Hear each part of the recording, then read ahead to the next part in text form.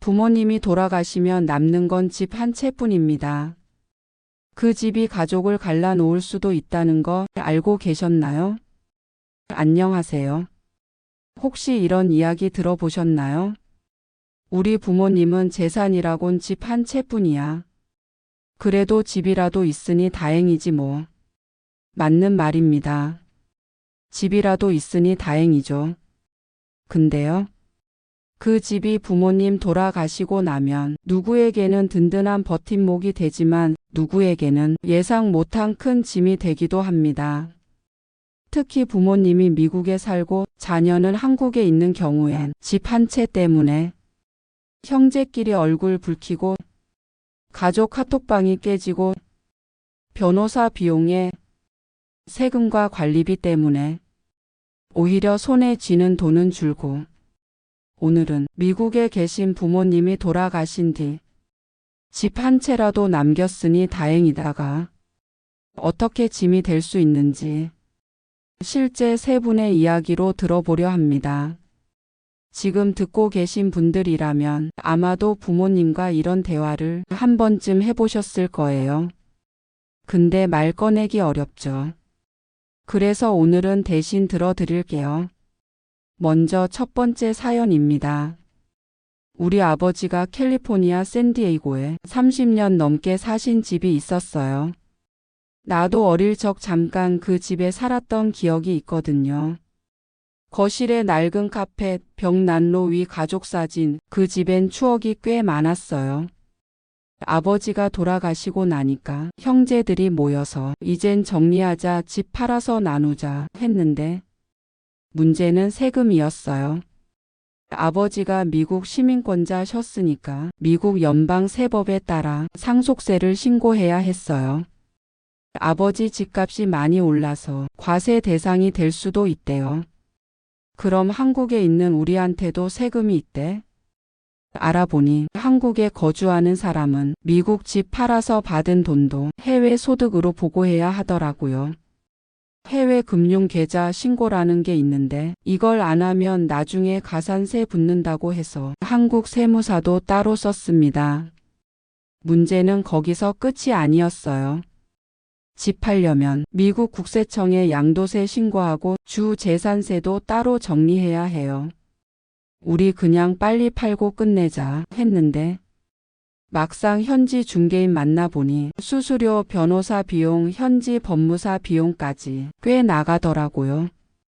결국 아직도 못 팔았어요. 그냥 공실로 세금만 나가고 있습니다.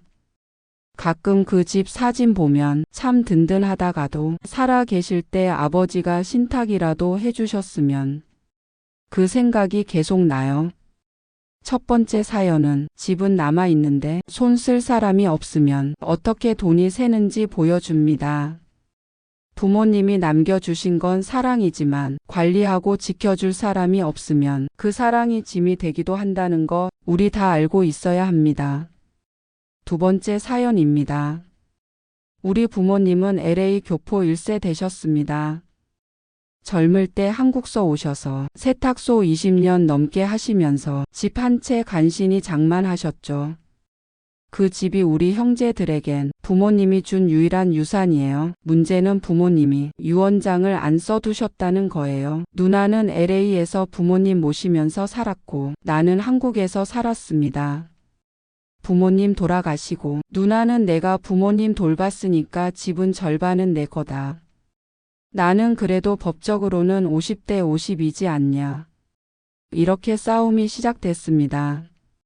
미국은 주마다 상속법이 달라요. 캘리포니아는 상속세는 없지만 검인 절차를 꼭 거칩니다.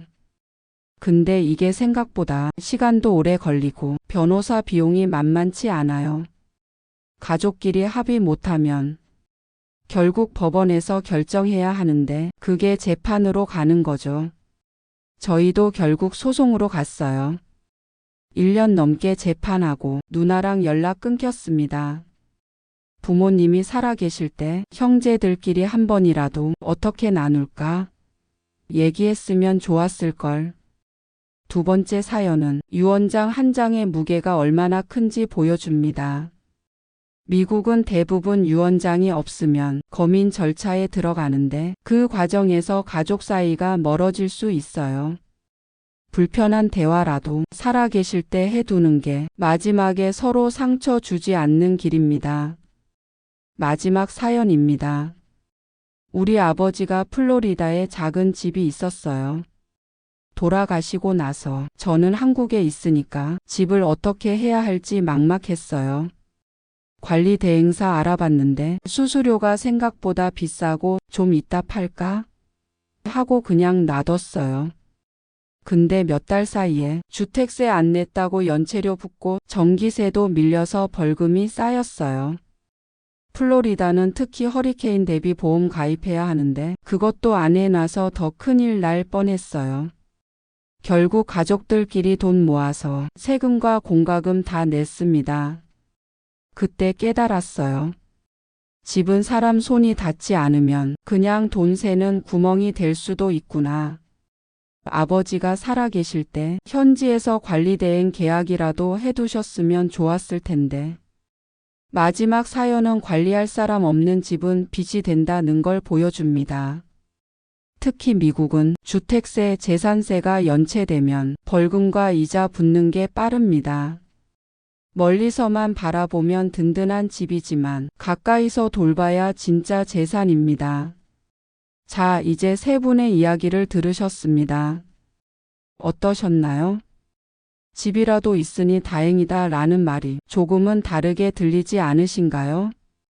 오늘은 집 한 채라도 남기면 끝이라 생각하는 분들께 꼭 알려드리고 싶은 현실 조언 5가지를 사례와 함께 풀어드리겠습니다.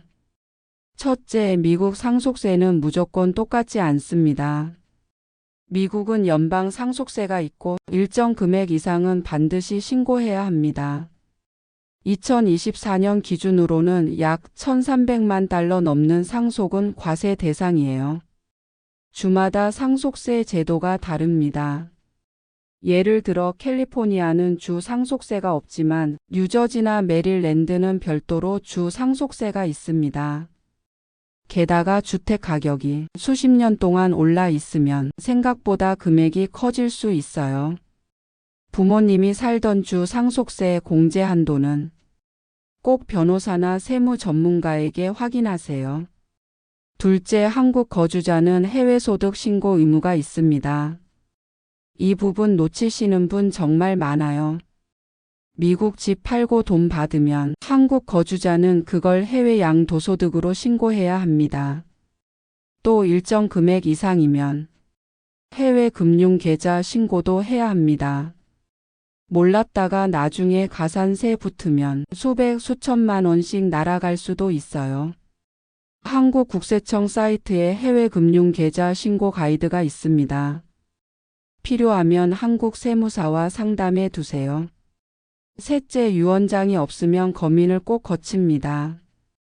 미국에선 부모님이 유언장을 안 쓰시면 집을 자녀가 그대로 소유할 수 없어요.